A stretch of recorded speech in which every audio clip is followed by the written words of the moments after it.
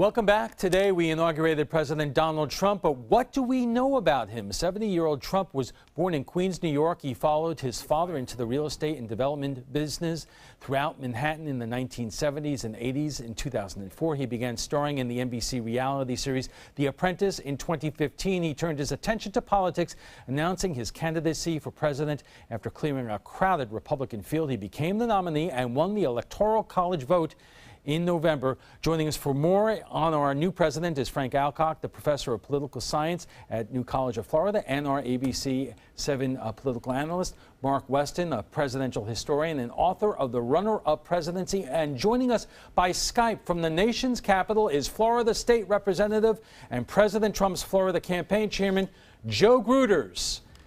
Joe, we're going to start with you because we have been along with you for the ride all the way from the floor of the Republican National Convention in Cleveland to this day. You had a seat front row and center. Given what you did in terms of helping Donald Trump get elected president, I mean, what was going through your mind and your heart today?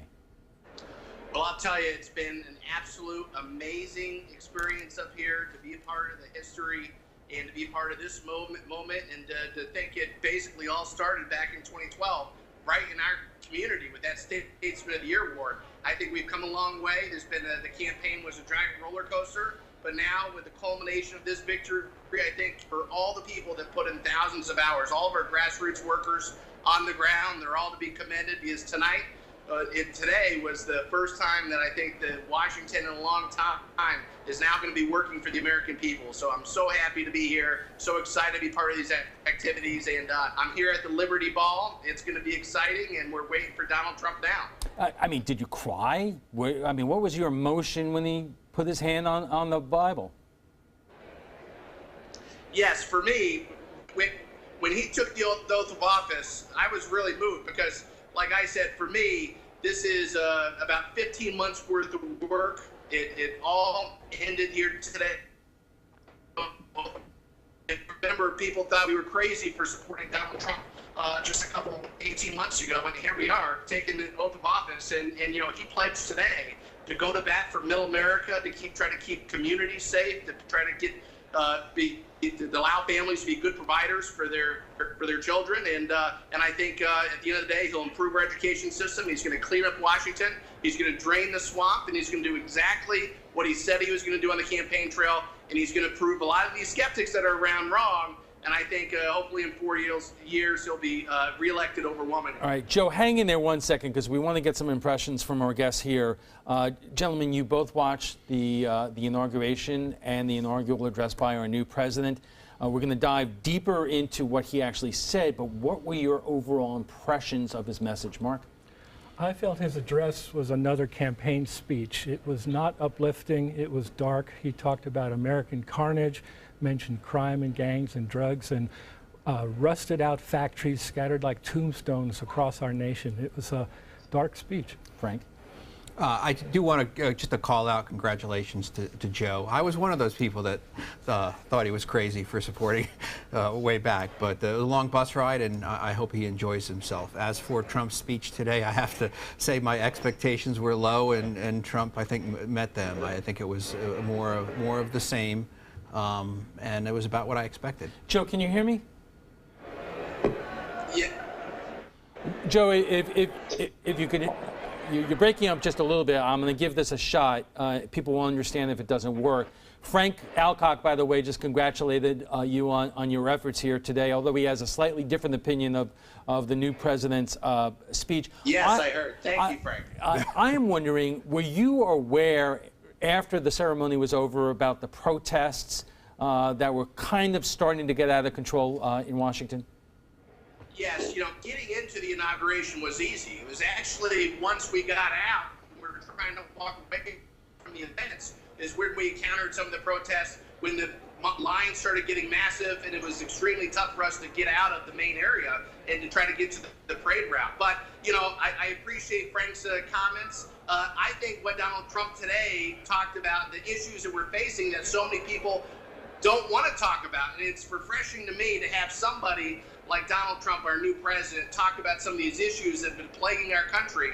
and he's going to take back our country. He said today his main goal is going to be America first across the board. So all citizens, regardless if you're a Republican, Democrat, no matter where you belong in the political spectrum or what your background is, Donald Trump is going to go to work for you to make sure you have safety and to make sure that you can provide for your family and to make sure you have the best possible education for your children.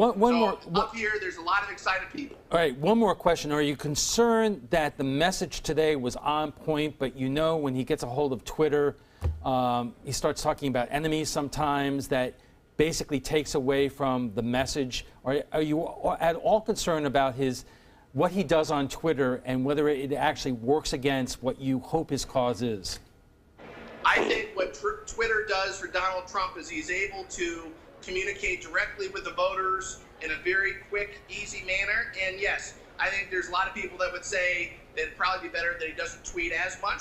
But here's the deal. That's how he won the election. He's touching the American voters. He's talking about their issues. And I think that he'll continue to try to do everything he can to be the champion of middle America and what everybody around this country, the reason why he's our new president. I think people are going to rally around him at the end of the day, and I hope people give him a chance, because I truly think he's going to do what's in America's best interest here in Florida and across this great country. Okay, Joe, you go get back to the party. Enjoy yourself. Enjoy the night. You certainly deserve it. Thanks, guys. See you later.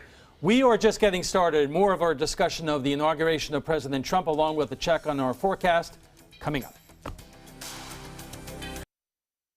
Welcome back. A transfer of power from Washington, D.C. to the American people. President Donald Trump took the oath of office today and launched his administration with a message of unity. Joining us for more on this Inauguration Day is ABC 7 political analyst Frank Alcock, Mark Weston, a presidential historian and author. And joining us by Skype from Washington, D.C. is the vice president of the Republican Party of Sarasota, Jack Brill, and his daughter, Vicki. Folks, thanks for joining us. I'll tell you what, Jack, we just interviewed Joe Gruters, and he told us what was in his heart, his emotions, watching Donald Trump inaugurated today. So he left all the hard questions to you. And if you don't mind, you know, a lot of people have been talking about the new president's inaugural address, and some analysts have said it's been dark, that it was, you know, talked about, you know, one line, the American carnage stops right here, and that it wasn't as uplifting as some would hope for. I was wondering what your impressions were of the speech itself. Well, I heard, I think it was Mark that commented that it was dark, but I got to tell you, the crowds absolutely loved it. They were cheering from the moment the music started with the Mormon Tabernacle Choir. I think the only thing that was challenged a little bit was Chuck Schumer's speech. Nobody was in the mood to listen to that. But as soon as Mike Pence was sworn in and they got to Donald Trump, there was just cheers and applause, and it was amazing. So from a crowd standpoint, we were sitting in the middle of, 900,000 people up on the Hill. It was a very festive event. So, and he stuck to his message. You know, it's about jobs. It's about bringing fairness back to the United States. It's about, you know, making sure that we are protected from a defense standpoint. We take care of ISIS.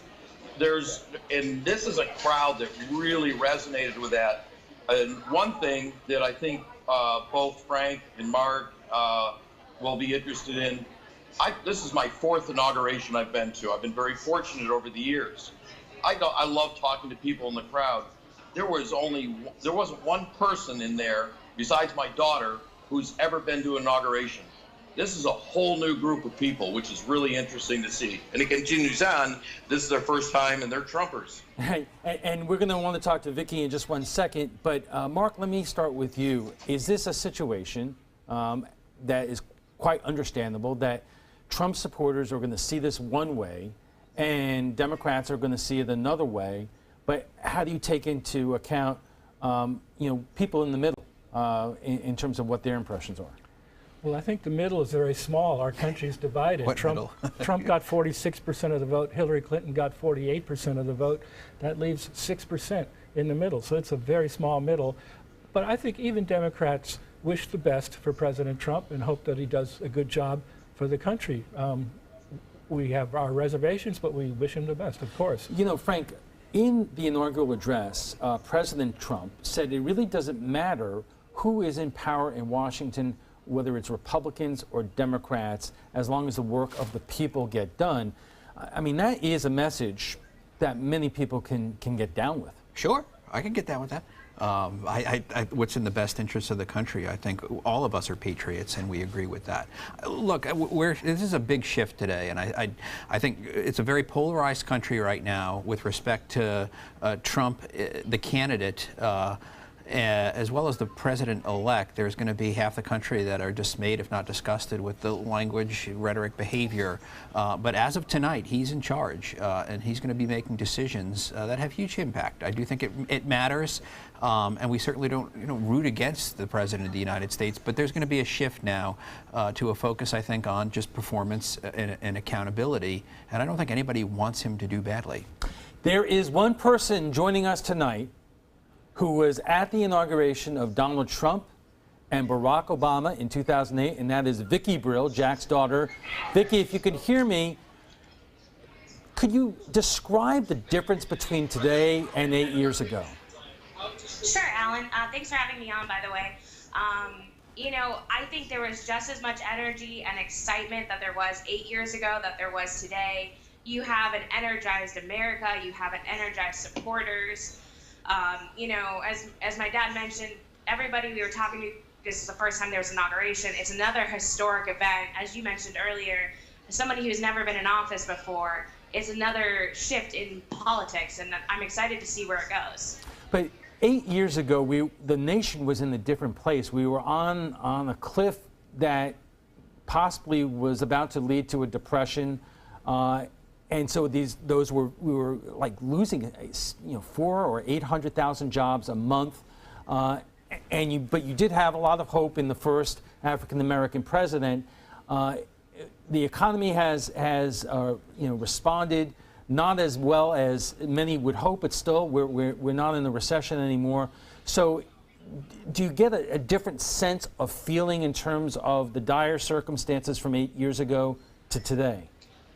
I think it depends on who you ask. I think you do. I think if you talk to those in Middle America who haven't seen the change that President Obama talked about 8 years ago and 4 years ago, this is their time. This is the people's time. And I think President Trump is really taking that message personally.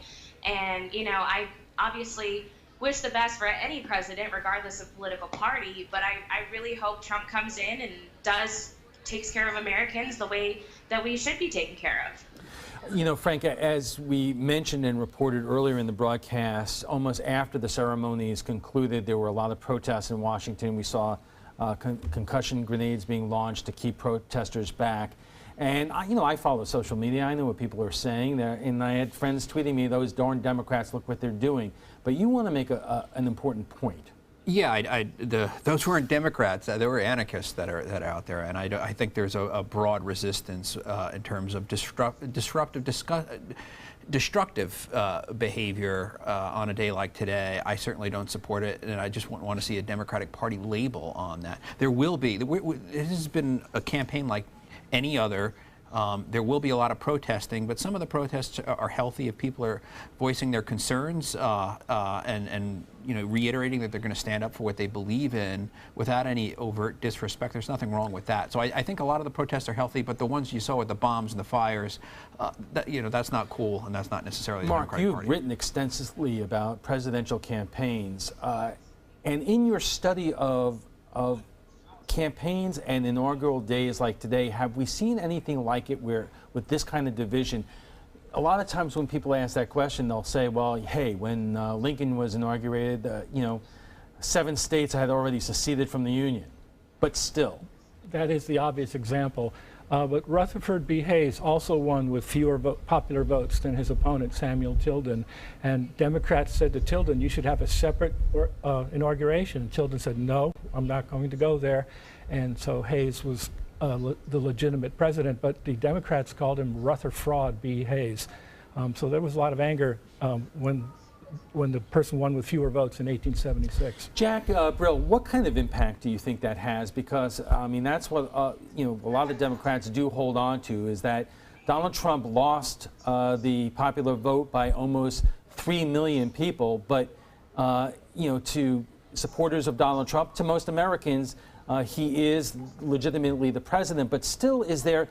I mean, do many Republicans have a chip on their shoulder, even on this great day? Republicans have a chip on their shoulder? Well, I mean, with what some Democrats are saying, reminding Republicans constantly that he lost the popular vote, does that take anything away from the celebratory atmosphere of today? Not one bit. It absolutely doesn't, doesn't take one thing away from the celebrations that was happening today and continues on into tonight. You know, I was going to say. The Electoral College. If you go back to the election, if Hillary, 22 million of her votes were in New York, Illinois, and California, well, the Electoral College balances out the other 47 states, to give South Dakota the same equal opportunity to be elected president as California, Nebraska, Louisiana, etc. So, he's very much a legitimate president. I know I saw a lot of banners outside of the perimeter today. And I'll agree with Frank. Civil protests are good. What I saw today and what we experienced, we had the police backed up and barricaded while we were trying to get into the inauguration by 3 different groups. I have to admit, I was getting back into the parade this afternoon, and I kept hearing sounds of tear gas canisters going off.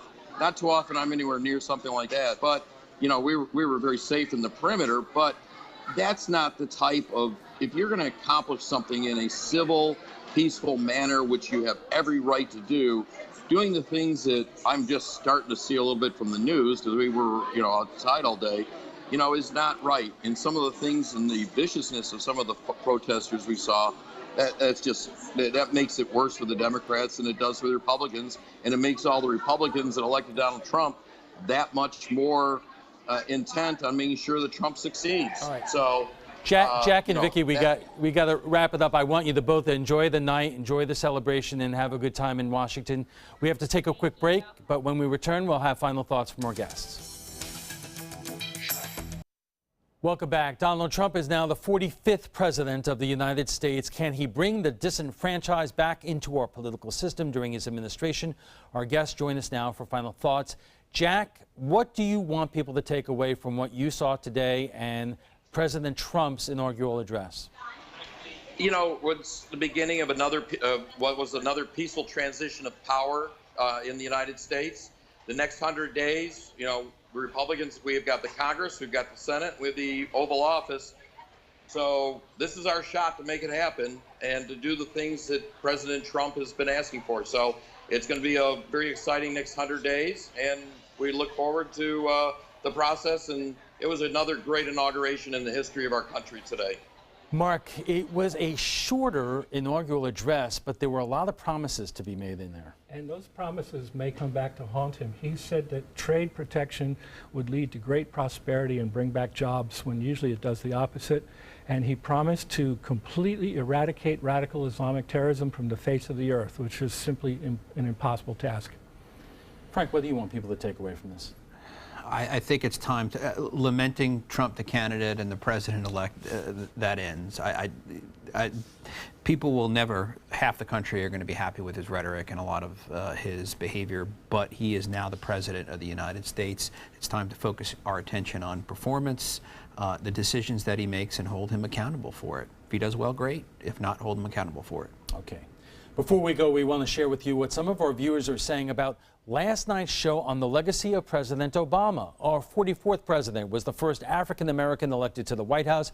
During his administration, he brought the country out of recession, raised the number of Americans with health care insurance to its highest level ever, and much, much more. But he also failed to close Guantanamo Bay and increase the use of drone warfare.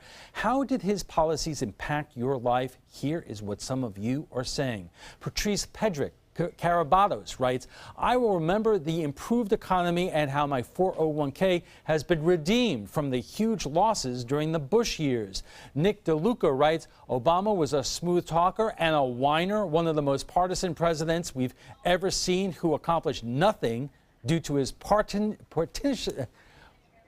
being a partisan and refusal to work across the aisle. And John McGinty writes, ever since he came into office, the Republicans fought him over everything, and yet he still kept this country from going into probably what could have been the worst depression in world history. To the very end, he has a 60% approval rating, which you will never be able to take away from history. Well, if you'd like to join the conversation about tonight's topic, just visit our Facebook page at facebook.com/news@7. And FYI, want to watch past Roundtable discussions? They're available on Apple TV, Amazon Fire, and Roku.